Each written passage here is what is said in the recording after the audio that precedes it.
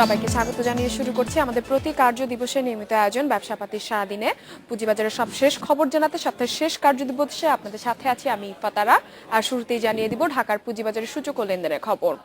আজ সপ্তাহের শেষ কার্য দিবস ইতিবাচক ধারার মধ্য দিয়ে পুঁজিবাজারের লেনদেন শুরু হয়েছে এবং এই মুহূর্তে ডিএসসি এর প্রধান সূচক ডিএসসি এক্স ইন্ডেক্সটি কমেছে ৩.৪৫ পয়েন্ট, অবস্থান করছে ৫,৫৯৩ পয়েন্টে। এছাড়া অন্য যে দুটো সূচক রয়েছে তার মধ্যে ডিএস30 সূচকটি অবস্থান করছে ২০২১ পয়েন্টে, বেড়েছে 0.30 পয়েন্ট। আর সরিয়া ভিত্তিক সূচকটি লেনদেনের এই মুহূর্তে অবস্থান করছে ১,৩০৪ পয়েন্টে, কমেছে ১.০২ পয়েন্ট। মোট লেনদেন ৩৫০ কোটি টাকার উপরে ছাড়িয়েছে ঢাকার পুঁজিবাজারে। হাতবদল হওয়া কোম্পানিগুলোর মধ্যে এখন পর্যন্ত ২ ঘন্টার লেনদেনে বেশিরভাগ প্রতিষ্ঠানই রয়েছে দর হারানোর তালিকায়। ২২১টি প্রতিষ্ঠানের দর হারিয়েছে। আমরা একটি পরিবর্তন দেখতে পাচ্ছি। ১২২টি প্রতিষ্ঠান এখন পর্যন্ত রয়েছে দর হারানো, ১২৩টি প্রতিষ্ঠানকে আমরা দেখতে পাচ্ছি দর হারানোর তালিকায় উঠে এসেছে এবং দর বেড়েছে মাত্র ৭৭টি প্রতিষ্ঠানের।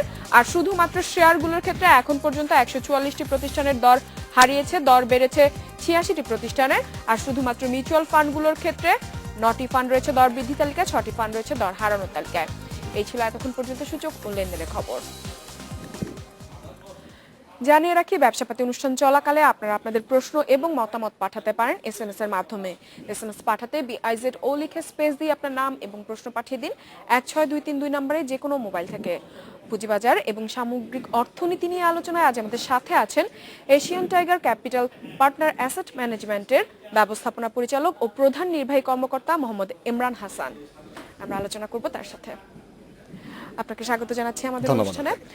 প্রথমেই জানতে চাইবো, আমরা সূচক এবং লেনদেনের অবস্থান দেখলাম এবং আমরা যদি চলতি সপ্তাহের পুঁজিবাজারটা একটু বিশ্লেষণ করি, লাস্ট ৩ দিন কিন্তু আমরা দেখতে পাচ্ছি যে একটি সংশোধনী হচ্ছে সূচক। তো কি মনে হচ্ছে লেনদেনের অবস্থা কি রয়েছে এখন? আমার যেটা মনে হয় এই সংশোধন যেটা হচ্ছে এটা আসলে ন্যাচারাল।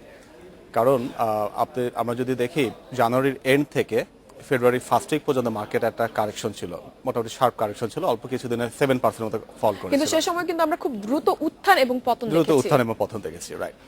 এরপর থেকে একটা স্টেডি র্যালি হয়েছে এবং মার্কেট তারপর গত সপ্তাহ পর্যন্ত প্রায় 6% র্যালি দিয়েছে।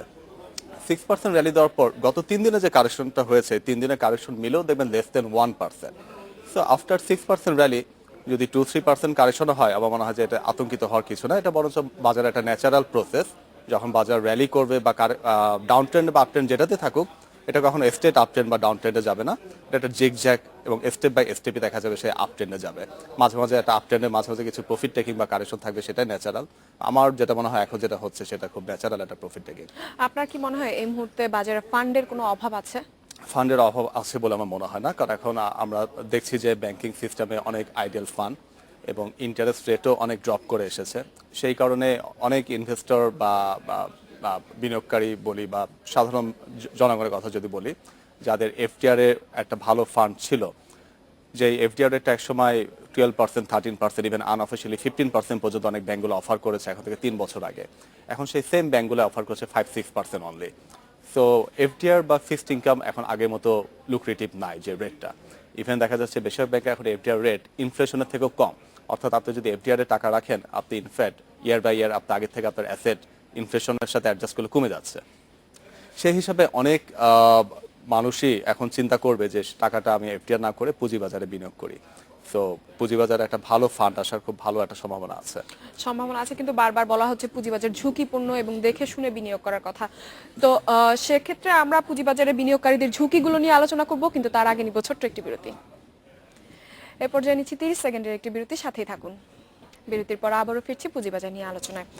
আমরা পুঁজিবাজার নিয়ে আলোচনা করছিলাম, বলা হচ্ছিল যে বারবার বলা হচ্ছে যে ঝুঁকিপূর্ণ পুঁজিবাজার এবং দেখে শুনে বিনিয়োগ করার কথা। কিন্তু তারপরেও কিন্তু আমরা দেখি বেশিরভাগ ক্ষেত্রেই অনেক মানুষই তাদের সম্পদ বিক্রি করে পুঁজিবাজারে বিনিয়োগ করছে।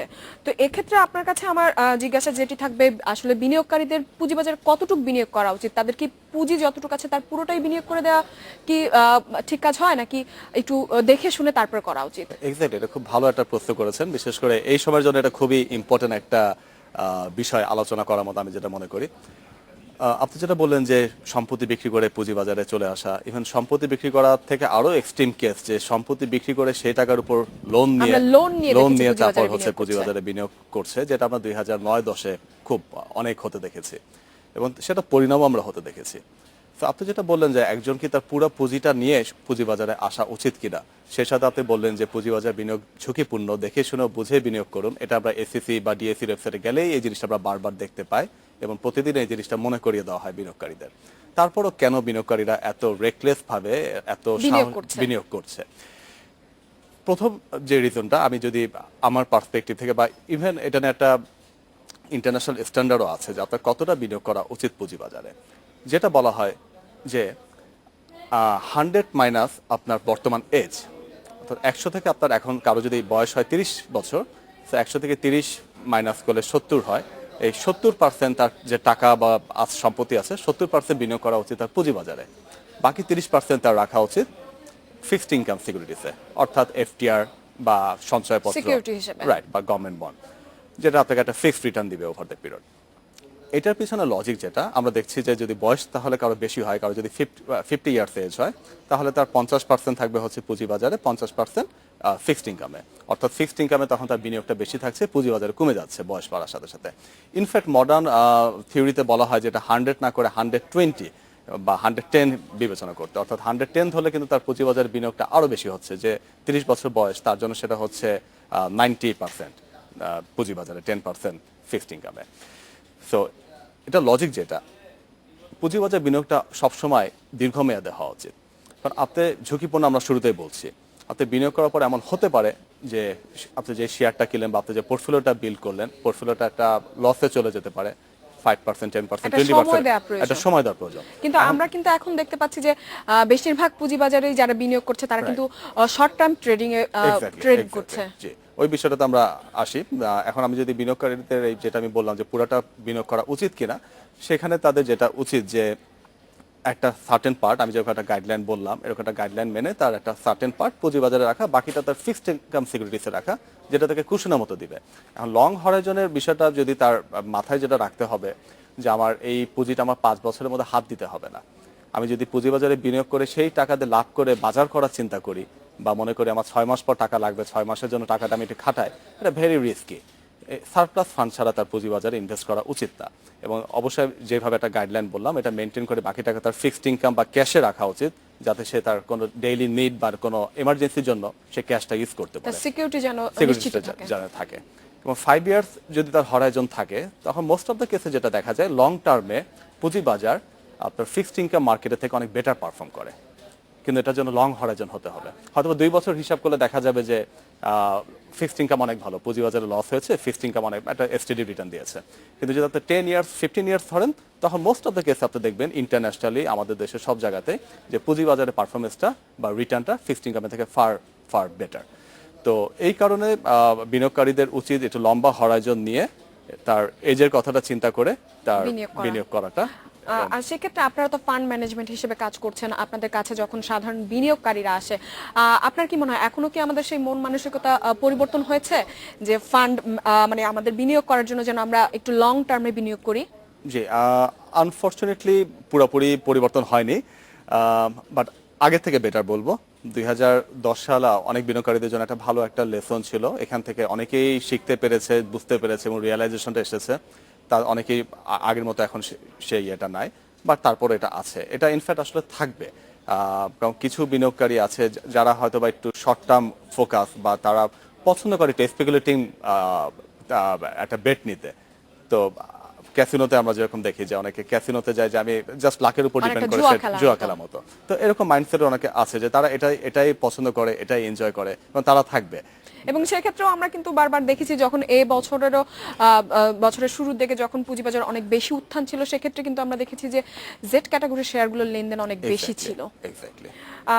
যেহেতু পুঁজিবাজারকে বারে বারে বলা হচ্ছে ঝুঁকিপূর্ণ, সেক্ষেত্রে আপনার কাছে আমার জানা থাকবে যে ঝুঁকির বিষয় এখানে কোন কোন বিষয়গুলোকে বলা হচ্ছে? ঝুঁকি মূলত পুঁজিবাজারে বিনিয়োগের যেটা বলা হয় যে 2 রকম ঝুঁকি, সিস্টেমেটিক রিস্ক এবং আনসিস্টেমেটিক রিস্ক।